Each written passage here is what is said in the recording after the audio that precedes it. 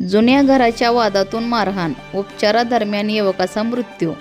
बार्शी तालुक्यातील धाकटे माणेगाव येथे जुन्या घराच्या वादातून झालेल्या मारहाणीत गंभीर जखमी झालेल्या युवकाचा उपचारादरम्यान मृत्यू झाला.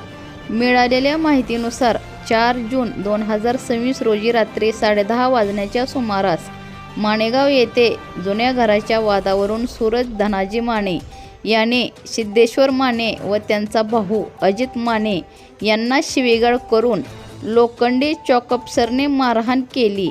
या हल्ल्यात अजित माने यांच्या डोक्यासह शरीराच्या विविध भागावर गंभीर दुखापत झाली. जखमी अवस्थेत त्यांना प्रथम वैराग येथील रुग्णालयात नेण्यात आले. त्यानंतर पुढील उपचारासाठी सोलापूर येथील सिव्हिल रुग्णालयात दाखल करण्यात आले. मात्र उपचार सुरू असताना 7 जून 2026 रोजी अजित माने यांचा मृत्यू झाला.